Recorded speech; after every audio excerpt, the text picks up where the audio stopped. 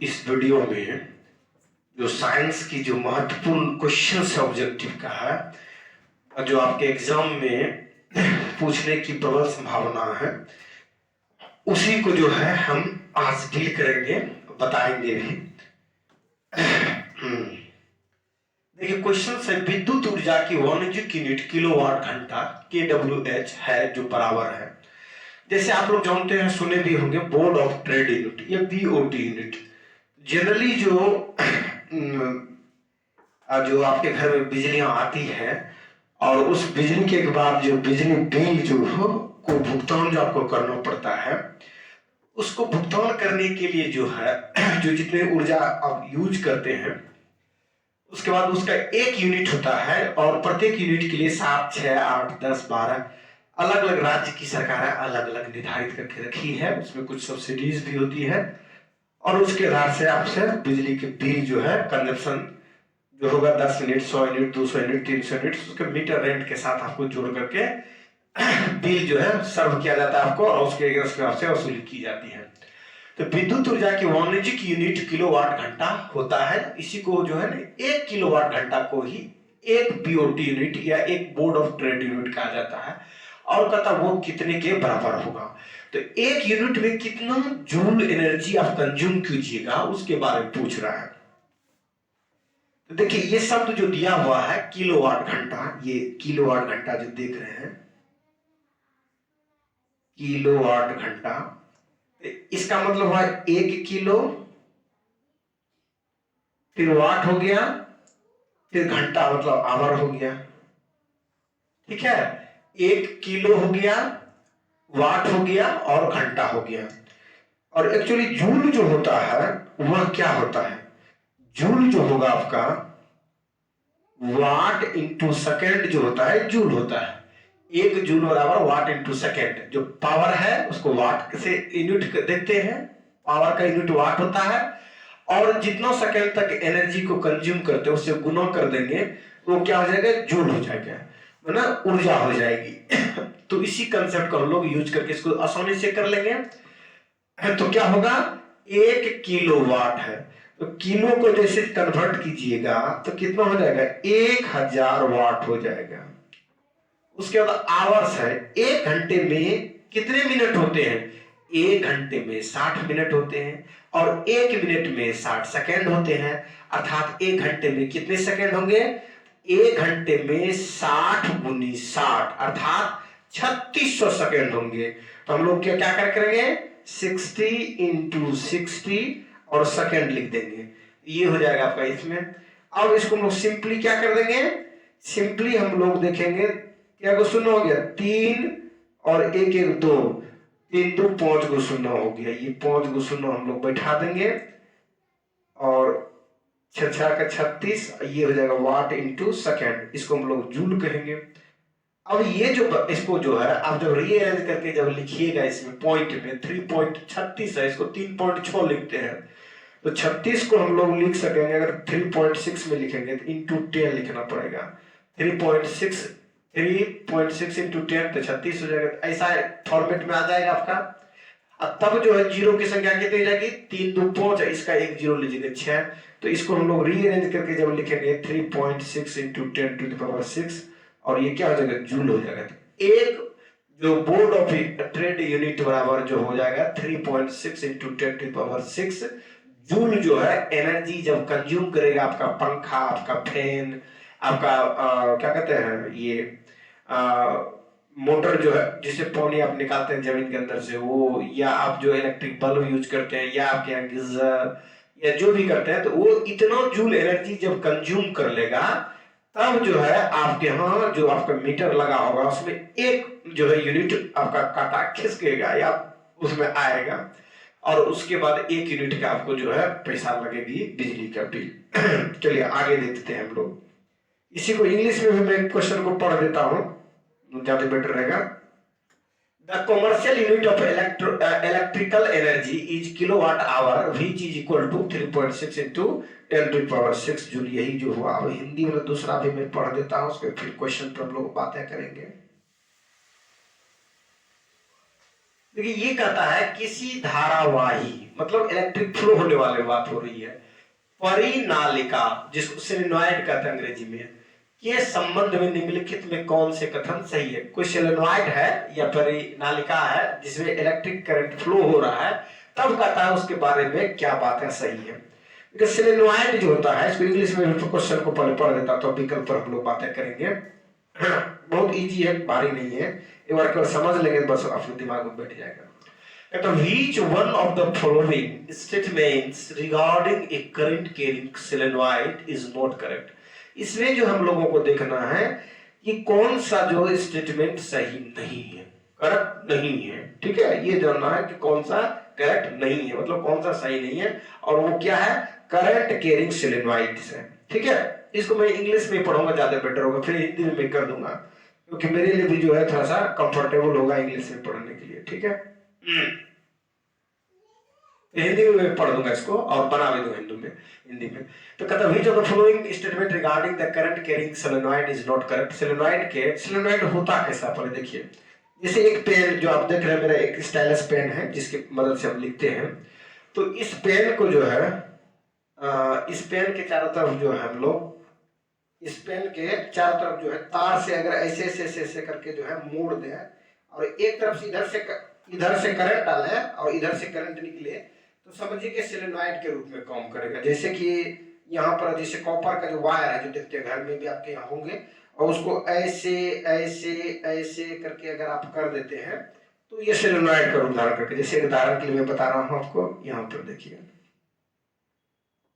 ये जो वायर है इसको जो है ना रेप कर देंगे हम लोग इस तरह से घुमा घुमा घुमा घुमा घुमा करके। तार ओवरलैपे नहीं है, मतलब ऐसे ओवरलैप नहीं समझाता है, मतलब लपेटा हुआ इस तरह से ऐसे करके कर दिए है, ठीक है। और इससे जो है ना कोई सेल या बैटरी जो हम लोग लगा दिए हैं, ठीक है, जिसमें पॉजिटिव नेगेटिव कुछ टर्मिनल डाल दिए हैं, तो फिर जो है इलेक्ट्रिसिटी का जो है हम लोगों ने फ्लो करना शुरू कर दिया है। ये सेल है, बैटरी है, बैटरी में जोड़ दिए दोनों तरफ, तो इससे जो है ना इलेक्ट्रिक फ्लो जब होगा इसमें जाएगा इस तरफ से, तो ये जो होगा सोलेनॉइड के रूप में काम करेगा, और ये एज ए बार मैग्नेट होगा जिस किसी के चारों तरफ से घुमाया हुआ, और इंसुलेटेड वायर है, ऐसा नहीं कि एक नंगा तार है और एक तार दूसरी तार से चिपक गया, ऐसा नहीं है, इंसुलेटेड तार है, दो तो आगे लग जाएगी, ठीक है। तो ये जो है इंसुलेटेड है और उसको ऐसे से घुमा घुमा घुमा करके इस तरह से इसको कनेक्ट किया गया, तो ये जो है एक बार मैग्नेट के रूप में काम करेगा, बार मैग्नेट। अब ये जो है बार मैग्नेट के रूप में काम करेगा, that means solenoid is a bar magnet, like से बार मैग्नेट। तो बोले फिर सोलेनॉइड बनाने की जरूरत क्यों जब बार मैग्नेट से काम चलेगा, है बार मैग्नेट का जो मैग्नेटिक जो कैपेसिटी होगी वो फिक्स्ड होगी, लेकिन जो सोलेनॉइड होगा तो जितना ज्यादा इलेक्ट्रिसिटी से फ्लो कीजिएगा उतना ज्यादा इसका मैग्नेटिक फील्ड स्ट्रांग होगा। इसमें जितना ज्यादा इलेक्ट्रिसिटी फ्लो कीजिएगा उतना ज्यादा इसका मैग्नेटिक फील्ड स्ट्रांग होगा, मतलब इसमें वेरिएबिलिटी है। दो बातें आपको दिख रहा है, एक बात क्या देखिए, ये बार मैग्नेट की तरह बिहेव करेगा। दूसरा मैंने आपको क्या बताया कि जो इलेक्ट्रिक करंट जो फ्लो होगा तो इसका जो है मैग्नेटिक पावर भी बढ़ेगा। देखिए ऑप्शन ए और ऑप्शन सी तो इसी से निकल गया था, magnetic field inside the solenoid is inform, और इसके अंदर में जो है जो अंदर में जो मैग्नेटिक जो फील्ड का जो इन्फॉर्मेटिव होगी वो सेम होगा, यूनिफॉर्म होगा, एक जैसा होगा अंदर में, बाहर में चेंज होते गए, धीरे धीरे ऊपर जैसे जाइएगा तो वीक होगा, इसके जो मैग्नेटिक लाइंस जो होंगे वो कमजोर पड़ेंगे, जैसे ये मजबूत हुआ तो इससे ये कमजोर होगा, फिर ऊपर वाला कमजोर होगा। दैट मीन जैसे बाहर वाला जो लाइन खींचेंगे इस तरह से, तो ये जो लाइन होगा ये मजबूत होगा इसके अपेक्षा, और ये लाइन जो है इस के अपेक्षा मजबूत होगा। तो अंदर में जो होगा वो सब यूनिफॉर्म एक जैसा इलेक्ट्रोमैग्नेटिक फील्ड होगा। तो ऑप्शन से ए भी जो है जो देख रहे हैं स्टेटमेंट, ये भी सही स्टेटमेंट है, और magnetic field of the inside the solenoid increase with the increase of current, ये भी बात सही है। और इस the current carrying solenoid behaves like a bar magnet, मैंने बताया बार मैग्नेट के रूप में काम करता है, ये भी सही है, बार मैग्नेट की तरह काम करता है, ये तीनों बातें सही है। तो चौथा जो भी होगा गलत ही होगा, ठीक है, क्योंकि इसमें कहता है कौन सा गलत नहीं है, तो कौन सा गलत है ये कह रहा है। तो तीसरा क्या दिया हुआ है, लास्ट जो ऑप्शन आपका दिया हुआ है, इफ लास्ट जो ऑप्शन आपका है कहता है if A soft iron bar is inscribed inside the solenoid the magnetic field remains the same. कहता है कि अगर कोई आयरन सॉफ्ट बार जो है उसके अंदर में घुसाएंगे, सोलेनॉइड के अंदर में जो बनाए थे हम लोगों ने, सोलेनॉइड जो बनाए इसमें बार मैग्नेट अगर घुसा देंगे तो कहता है मैग्नेटिक के जो फील्ड होंगे उस पर कोई असर पड़ेगा नहीं, पड़ेगा। लेंजेस जो है उसके लेंजेस जो लॉ है उसके तहत इस पर वर्क होगा। इलेक्ट्रोमैग्नेटिक फोर्स जो है जो मैग्नेट को लाएंगे उस पर वर्क करेगा तो और इसमें असर डालेगा, इफेक्ट डालेगा। इसलिए ऑप्शन डी जो हो जाएगा वो सही नहीं है, इसलिए नॉट करेक्ट के बारे में पढ़ा तो नॉट करेक्ट आपका डी हो जाएगा। तो option D is your correct answer, ये हो जाएगा यही। इसको हिंदी में मैं पढ़ देता हूं। कहता किसी धारावाही परिनालिका को के संबंध में निम्नलिखित में कौन सा कथन सही नहीं है। परिनालिका के भीतर चुंबकीय क्षेत्र एक समान होता है। धारावाही परिनालिका जड़ चुंबक के समान व्यवहार करती है। धारा में वृद्धि के साथ परिनालिका के भीतर चुंबकीय क्षेत्र में वृद्धि होती है। यदि परिनालिका के भीतर मृदु लोह क्षण प्रविष्ट किया जाता है तो चुंबकीय क्षेत्र वैसा ही बना रहता है। ये जो ऑप्शन डी होगा ये सही नहीं है, और शेष जो ऑप्शन देख रहे हैं ये सही है। क्योंकि एक धारा में वृद्धि के साथ जो परिनालिका के भीतर के चुंबकीय क्षेत्र जो होंगे वो वृद्धि होंगे। जितना ज्यादा करंट डालिएगा उतना ज्यादा उसका बढ़ेगा, और ये बार मैग्नेट की तरह काम करेगा, जिसको हम लोग क्षण चुंबक कहते हैं, बार मैग्नेट के रूप में काम करेगा ये, ठीक है। और परिनालिका के भीतर जो होगी अंदर में जो क्या कहते हैं मैग्नेटिक जो ये होगा क्या कहते हैं फील्ड जो होगा वो एक समान होगा, यूनिफॉर्म होगा, ठीक है। तो ये बातें था, ये सही है, इसमें कोई दिक्कत नहीं है। आपका आंसर इसमें डी होगा, क्योंकि इसमें पूछा कथन सही नहीं है, नहीं बोला ये हो जाएगा, ठीक है। अब अगला जो नेक्स्ट क्वेश्चन है उसको मैं सॉल्व कर देता हूँ। है कुछ नहीं, न्यूमेरिकल टाइप का है तो वो बहुत बड़ा चीज नहीं है, इजी है। कहता है कि यदि कोई दो बराबर आयतन वाले भागों से बनी हुई एक भाग का घनत्व जो है रॉ नॉट है और दूसरे भाग का घनत्व 2 रॉ नॉट है, तो वस्तु का औसत घनत्व क्या है, ठीक है। कहता कोई वस्तु दो बराबर आयतन वाले वाले भाग से बनी हुई है। कोई वस्तु है दो बराबर वॉल्यूम है उससे बनी हुई है। एक भाग का घनत्व जो है रॉ नॉट है और दूसरे भाग का घनत्व जो है 2 रॉ नॉट है, तो वस्तु का औसत घनत्व क्या होगा, ठीक है। जैसे मान लीजिए कोई वस्तु है, कहता दो भाग है तो मान लीजिए ये भाग जो है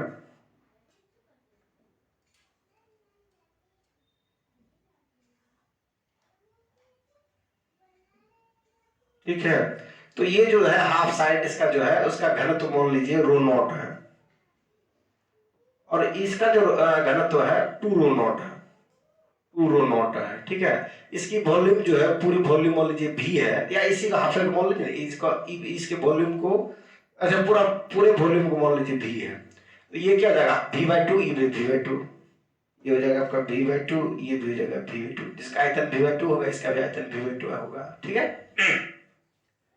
उसके बाद कहता है कि जो रो नॉट है 2 रो नॉट, इसका डेंसिटी इसका तब पूरा डेंसिटी कहता है, तो पूरा वॉल्यूम इसका v हो गया, इसका v/2, इसका v/2। मास जो होगा इसका मास मान लीजिए m1 है, इसका मास m2 है।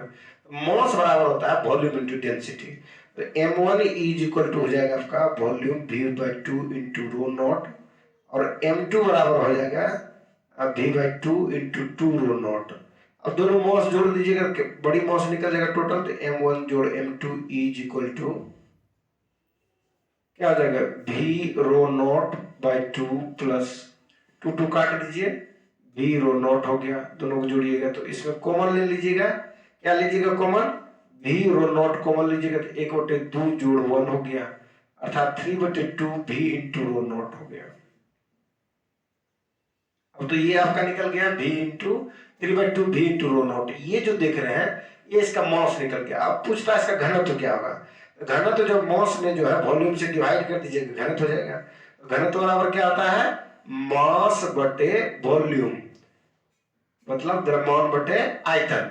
तो मास क्या है, मास जो है इसका 3/2 v रो नॉट है, 3/2 v रो नॉट है, वॉल्यूम, वॉल्यूम कितना है v है टोटल, बोले हम वॉल्यूम v से काट दीजिएगा क्या आ जाएगा 3/2 इंटू रो नॉट। तो 3/2 इंटू रो नॉट जो है आपका ऑप्शन बी में है। Option B is the correct option of this question. मैं इंग्लिश में भी पढ़ा देता हूं। कहता है कि an object is made of the 2 equal parts by volume. One part has the density rho naught and the other part has the density 2 rho naught. What is the average density of the object? Objects का जो average density हो क्या होगा, मैंने अभी तुरंत निकाला, जो रिजल्टेंट डेंसिटी जो थी उसके आधार पर 3/2 इंटू रो नॉट आया। चलिए ठीक है, अब नेक्स्ट में क्वेश्चन देखता हूं।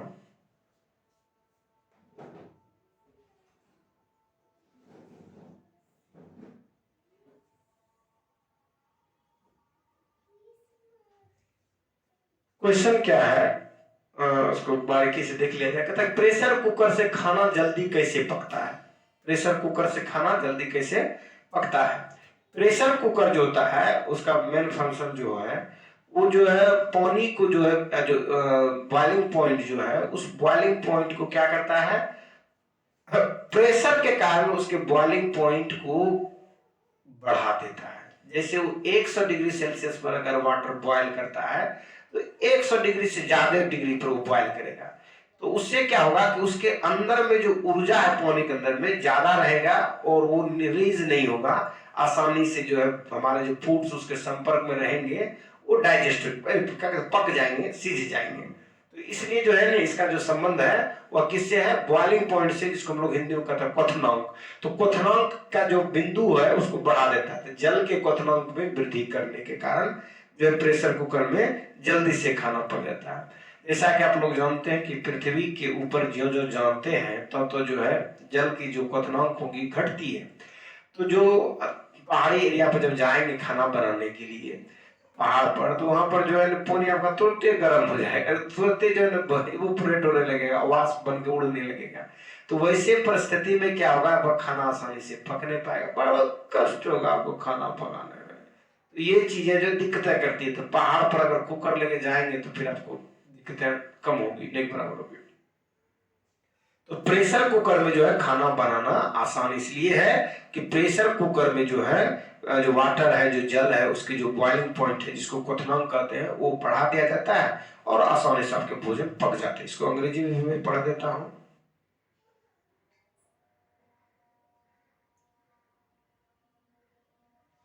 कहता है a pressure cooker cooks food faster by increasing the boiling point of the water. Water के जो है बॉइलिंग पॉइंट को इंक्रीज करने के बाद जो है जो खाना ये आसानी से बढ़ जाता है, बन जाता है, दिक्कतें नहीं होती है। अब इसमें ये हो गया। अब इसमें जो दिया हुआ आपका कि निम्नलिखित में कौन सा तरंग दैर्घ्य एक्सरे के तरंग दैर्घ्य के तुल्य होता है। ये जो देख रहे हैं आप निम्नलिखित में कौन सा तरंग दैर्घ्य एक्सरे के तरंग दैर्घ्य के तुल्य होता है। इसमें सब जो आपका ऑप्शंस दिया है नैनोमीटर के रूप में दिया है, नैनोमीटर नैनोमीटर नैनोमीटर करके दिया है, ठीक है। अब जो है ये नैनोमीटर के रूप में, तो आप जो है ना जब आप गूगल को सर्च करेंगे या आप जो है विकिपीडिया या और जो ब्रिटेनिका या और भी जो लोग देते हैं, तो उसमें जो देखिएगा रेंज के रूप में देंगे आपको, और उस रेंज के हिसाब से जो है आपके लिए जो सुटेबल्स होगा वो जो है आपके लिए 1 नैनोमीटर जो है ऑप्शन सुटेबल होगा। आप उसको जो है देख सकते हैं, रेंज के रूप में है। वो आपको 0.01 नैनोमीटर से लेकर के जो है 10 नैनोमीटर 100 नैनोमीटर तक आपको मिल सकता है, ठीक है। लेकिन जो ऑप्शंस है उस ऑप्शंस में जो बेस्ट जो आप मारेंगे वो जो है 1 नैनोमीटर ही बेस्ट होगा। वैसे आप जो है इसको गूगल वहां से सर्च करके खोज लेंगे तो ज्यादा और बेटर होगा, आपको अच्छी इसमें समझ भी आ जाएगी, ठीक है। और मैं एक वीडियो भी बनाया हूँ जिसमें लाइट पर है, तो आप जब मेरे फिजिक्स के प्लेलिस्ट में जाएंगे तो उस फिजिक्स के प्लेलिस्ट में आपको ये लाइट से जुड़े हुए तरंग दैर्घ्य के बारे में आपको मिलेगा, जिसमें लाइट ऑफ विजन्स के बाद जो लाइट ऑफ रेज में जब देखेंगे आप विजन्स के बाद जो ऊपर वाले जो इलेक्ट्रोमैग्नेटिक रेडिएशंस है उसमें आपको जो मिलेगा radio wave, infrared radio wave और सब वेव पर जो बातें होती वो मिलेगा। और उसका जो लाइट ऑफ विजन से जो लो फ्रिक्वेंसी वाले जो वेवलेंथ वाले जो आपका रेज है, जैसे अल्ट्रावायलेट रेज हो गया, उससे भी कम जो है एक्स रेज होता है, उससे भी कम जो है गामा रेज का वेवलेंथ होता है। तो उसका बृहद रूप से मैं उस वीडियो में स्पेशली लाइट का वो बातें बनाया, आप उसमें जाकर देख सकते हैं। इसको मैं इंग्लिश में भी पढ़ देता हूं आपको। कहता which one of the following wavelengths corresponds to the wavelength of the X-rays। X-rays की जो है उसको कौन सा corresponds करेगा, तो इसमें जो है मोस्ट अप्रोप्रिएट जो आपका होगा 1 नैनोमीटर होगा, लेकिन एक्चुअली 1 नहीं है, मतलब उसमें रेंज के रूप में आपको वेवलेंथ आपको देखने को मिलेगा।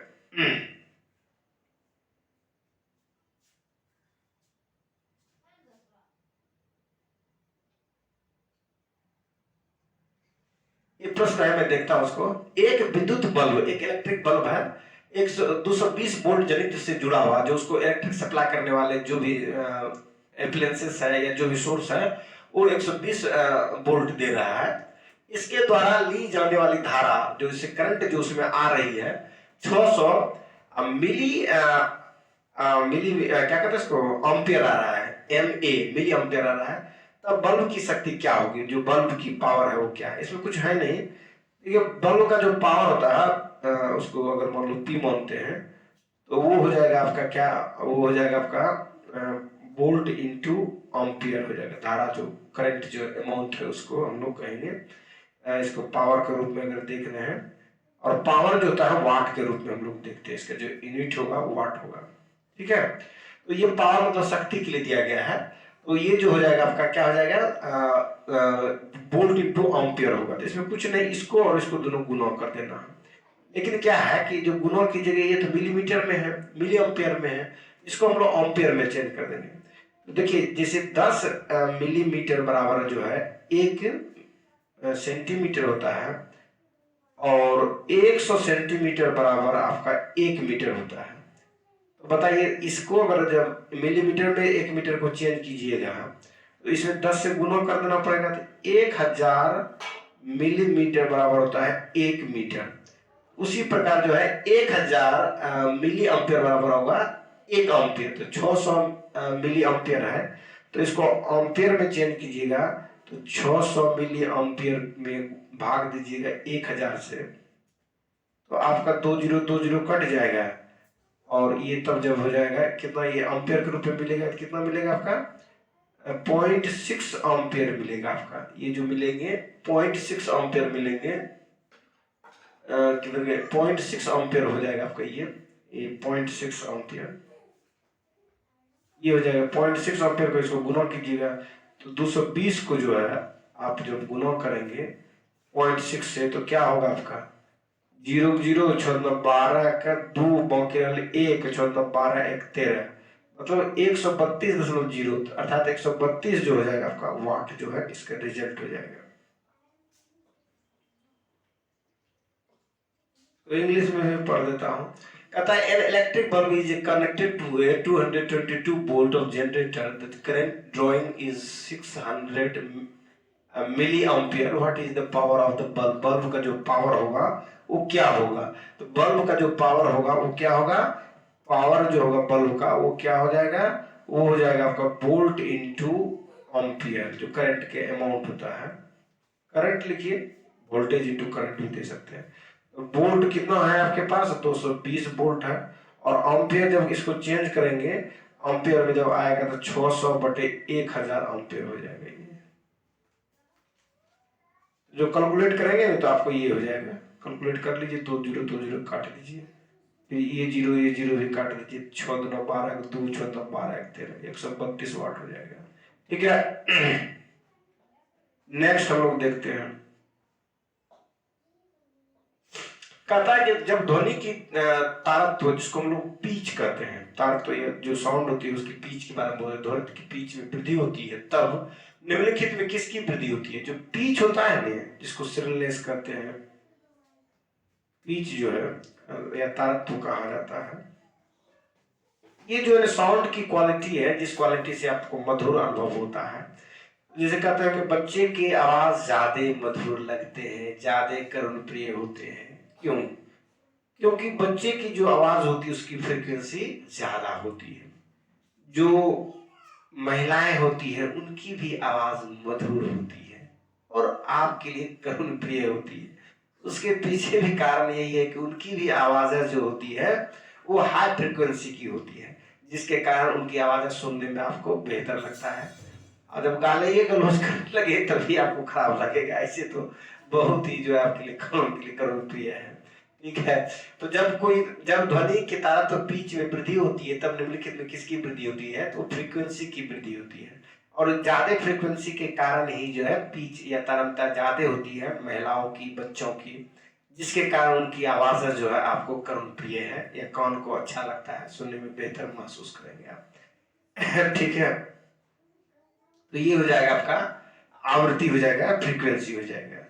दैट मीन्स फ्रीक्वेंसी के जो है डायरेक्टली प्रोपोर्शनल है, ठीक है। कहता है when the pitch of the sound increases which of the following increases.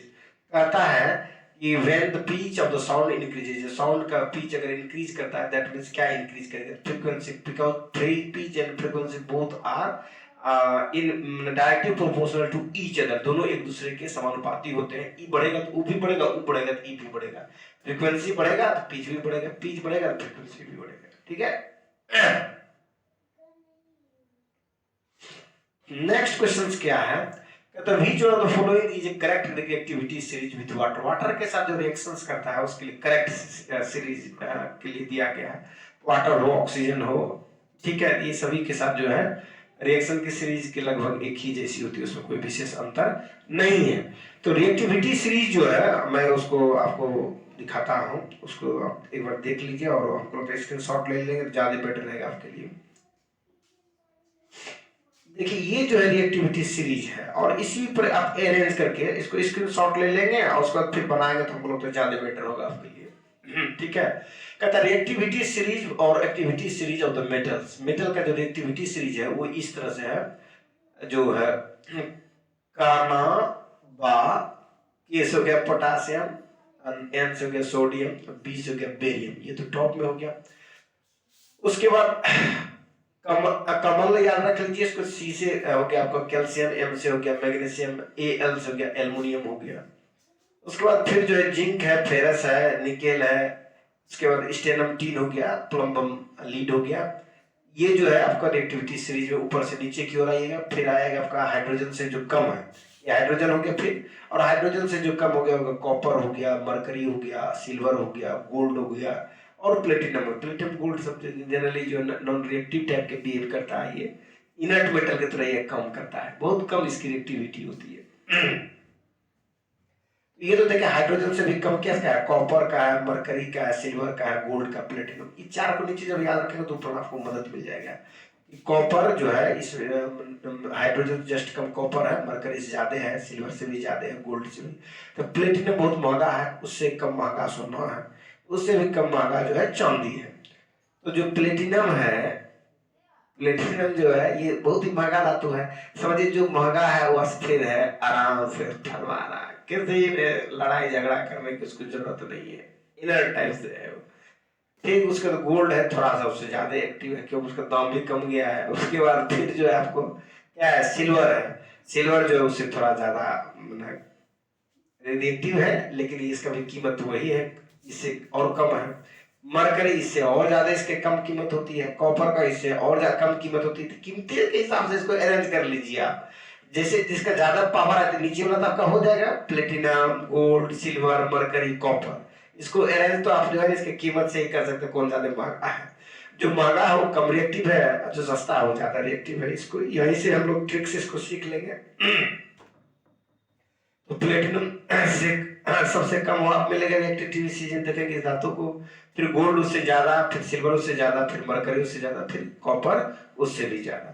अब फिर लीड है, टीन है, निकेल है, आयरन है, जिंक है, एल्युमिनियम है, मैग्नीशियम है, कैल्शियम है, बेरियम है, सोडियम है और पोटासियम। सबसे ज्यादा रिएक्टिव जो है क्या है, पोटासियम। पूछा जाता है why potassium is kept in kerosene oil. Due to high reactivity of the potassium is kept in kerosene oil because it is highly reactive to water.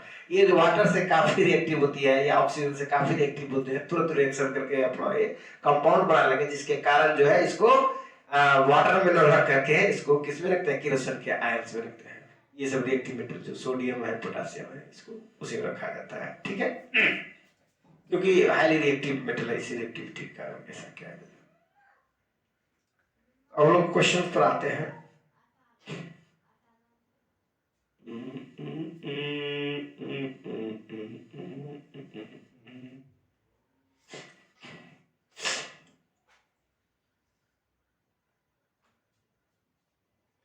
अब जो देख रहे हैं हम लोग उसमें स्पष्ट रूप से दिख ही गया आपको, जो कॉपर है वो नीचे वाले सीरीज में तो था नहीं। हम लोग को नीचे में क्या देखे थे, नीचे में सबसे नीचे प्लेटिनम देखे थे, उसके बाद क्या देखे थे, उसके बाद हम लोगों ने देखा था प्लेटिनम के बाद गोल्ड देखा था, गोल्ड के बाद सिल्वर देखा था, सिल्वर के बाद हम लोगों ने क्या देखा था, मरकरी देखा था, और मरकरी के बाद हम लोगों ने क्या देखा था, कॉपर देखा था। कॉपर तो सस्ता वाला हो गया, आपको ये दिख ही रहा है कॉपर।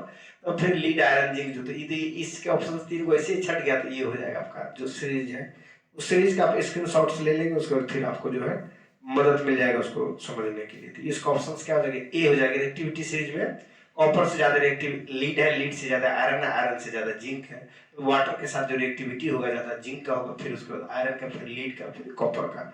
ऐसे ही हिंदी में भी देख लेना है, उसमें कोई विशेष अंतर नहीं है। Option A is the correct option of this question.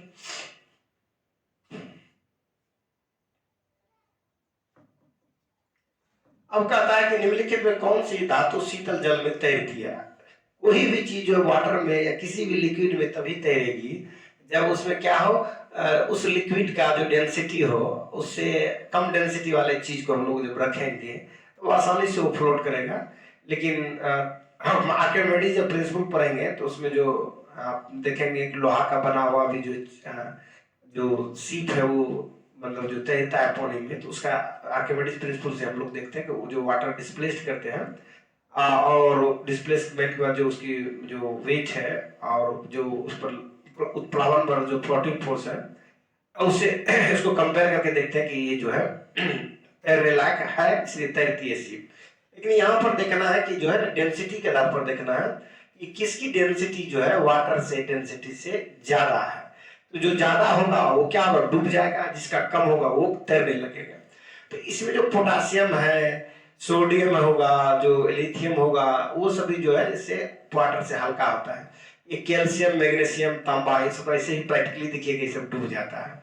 तो ये जो है पोटासियम जो होगा वो जो इस पर फ्लोट करेगा, मतलब तैरेगा, डूबेगा नहीं। इसको इंग्लिश में भी पढ़ देता हूँ। which of the flowing metals floats in the cold water, जो कोल्ड वाटर में कौन सा जो है फ्लोट करेगा, मैग्नीशियम, कैल्शियम, पोटासियम और कॉपर। तो पोटासियम जो है उस पर तैरेगा।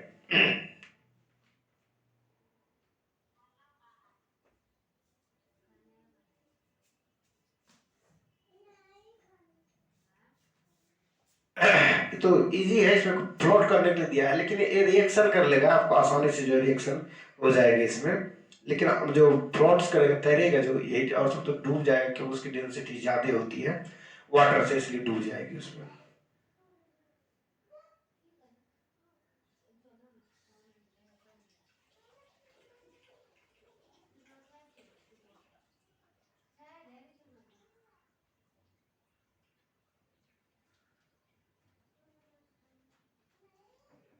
अब कहता है which one of the following solution is not capable of conducting electricity। कहता है इनमें से कौन सा जो है सॉल्यूशन जो है इलेक्ट्रिसिटी के कंडक्ट के लिए कंडक्ट नहीं करेंगे। तो उसमें सिंपल है कि इसको जो जो दो भी देखते हैं इसका सॉल्यूशन जो बनाएंगे, जैसे सोडियम हाइड्रोक्साइड है NaOH है, ये है सोडियम क्लोराइड NaCl है, और ये है कॉपर सल्फेट CuSO4। ये देखिए आपने कॉपर सल्फाइड देखा, आपने सोडियम क्लोराइड देखा, NaOH देखा, शुगर जो है, शुगर मतलब चीनी हो गया C12H22O11, इसको हम लोग शुगर कहते हैं, चीनी कहते हैं। ये जो है ना पानी में जब डालिएगा तो ये फर्नेस नहीं करेगा, आयनाइज नहीं होगा। तो ये आयनाइज नहीं होगा तो ये क्या करेगा, ये जो है इलेक्ट्रिसिटी को कंडक्ट नहीं करेगा, शेष सभी जो है आयनाइज हो जाएंगे। जैसे ये हो जाएगा Cu++ ion plus SO4 minus ion, Na+ ion, Cl- ion, इस तरह से आयन में टूटेगा, Na+ आयन OH- आयन। तो ये आयनिक कंपाउंड है, और आयनिक कंपाउंड के जो सॉल्यूशंस होते हैं वो जो है इलेक्ट्रिसिटी के जो है कंडक्टर होते हैं। तो ये और ये सभी जो है आयनिक कंपाउंड भी है जो इलेक्ट्रॉन को लेन देन से बनता है, और ये जो है इलेक्ट्रॉन की शेयरिंग से बना हुआ है। तो ये शुगर जो है इसका जो सॉल्यूशन होगा वो इलेक्ट्रिसिटी को कंडक्ट नहीं करेगा। एक अप्रोच हो गया। दूसरा अप्रोच ये भी है, ये जो सॉल्यूशंस है, ये जो शुगर का जो सॉल्यूशंस है, ये सॉल्यूशन जो है ये आयन को फर्नेस नहीं करता, जिसके कारण जो है ये क्या है इलेक्ट्रिसिटी का कंडक्ट नहीं करेगा। इसको मैं हिंदी में भी देख लेता हूँ, ज्यादा बेटर होगा। कहता निम्नलिखित में से कौन सा विलयन जो है विद्युत का चालन क्षमता नहीं है। तो शर्करा जो है जिसको शुगर कहते हैं, इसमें इलेक्ट्रिसिटी कंडक्ट करने की कैपेसिटी नहीं होती है। कॉपर सल्फेट को है, सोडियम क्लोराइड को है, सोडियम हाइड्रोक्साइड को है, ये सभी आयनिक कंपाउंड है। और आयनिक कंपाउंड जो है जो वाटर के साथ सॉल्यूशंस बनाएगा तो वो आयंस को फर्नेस करेगा, that is responsible for the conducting of electricity, और इलेक्ट्रिसिटी के लिए वो कंडक्टिंग के लिए रिस्पांसिबल होगा। That means option C is the correct option of this questions. और ये जो क्वेश्चंस है बहुत ही महत्वपूर्ण क्वेश्चंस है आपके एग्जाम के लिए। कहता है कि गहरे समुद्री गोताखोरों द्वारा सांस लेने में सहायता के लिए प्रयोग किए जाने वाले सिलेंडर में ऑक्सीजन के साथ किसका मिश्रण होता है। जो गोताखोर होते हैं जो जमीन के जो समुद्र में जब वो डीप करेंगे तो वो जो देखेंगे ऑक्सीजन के सिलेंडर लेकर के जाते हैं। क्योंकि हीलियम जो है महंगी गैसेस है, थोड़ा सा दिक्कतें तो है, लेकिन फिर भी इसी को प्रीफर किया जाता है जब डीप जो है आप जब पेनिट्रेशन से नीचे में करेंगे। ओजोन का नाइट्रोजन जो है ये भी यूज होता है, नहीं होता सो बड़ा बात नहीं है, ये भी यूज होता है।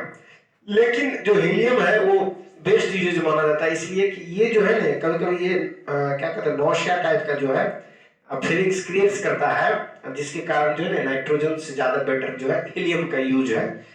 समुद्र में जब डीप क्या कहते हैं उसको डीप जब वो अंदर में खाई के अंदर में जब जाएंगे पानी के अंदर में तो उसमें जो है ना जो ऑक्सी जो सिलेंडर होगा उसी को ले जाएंगे। हीलियम और ऑक्सीजन के मिश्रण वाले जो सिलेंडर होंगे उसको ले जाएंगे। नहीं इसमें हीलियम भी रहेगा और ऑक्सीजन गैस भी रहेगा, उसको भर करके सिलेंडर को ले जाना ज्यादा प्रेफर होगा। ये हो जाएगा इसका, इंग्लिश में भी पढ़ देता हूँ। To help the deep sea divers breathe, they carry cylinders of oxygen mixed with helium. तो ऑप्शन आपका क्या हो जाएगा, हीलियम हो जाएगा।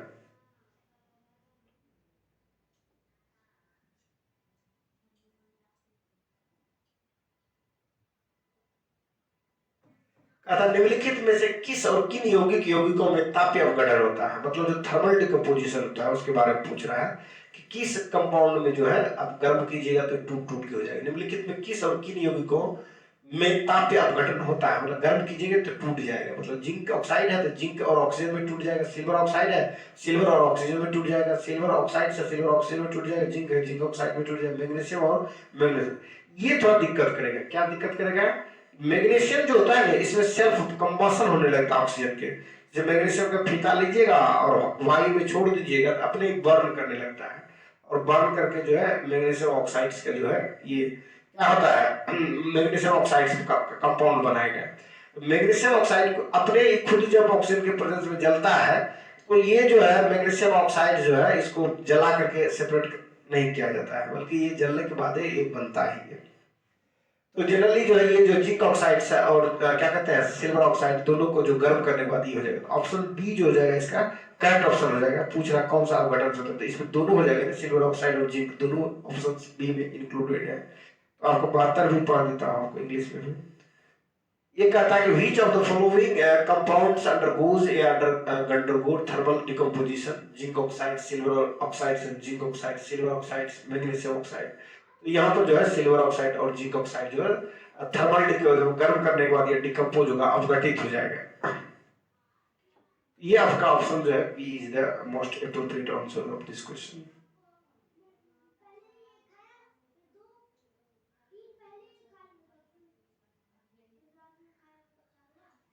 क्वेश्चन ये है मानव शरीर में तंत्रिका कोशिकाओं द्वारा विद्युत संकेतों का अंतरण किसके और किनके द्वारा परिचालित होता है। जैसे मानव के अंदर में जो कोशिकाएं है उसमें जो इलेक्ट्रिक सिग्नल इंपल्स जो ट्रांसफर होता है वो होता है potassium sodium calcium magnesium. Most important जो फैक्टर है वो है पोटासियम और सोडियम।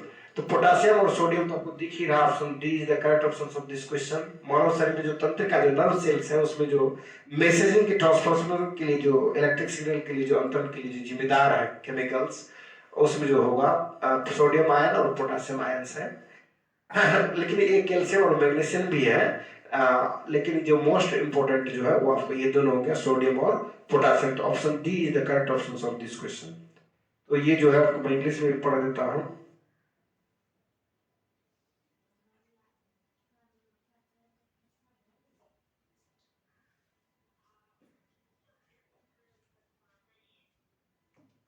कहता the transfer of the electric signals by the nerve cells in human body is enabled by sodium, potassium, iron, sodium and potassium.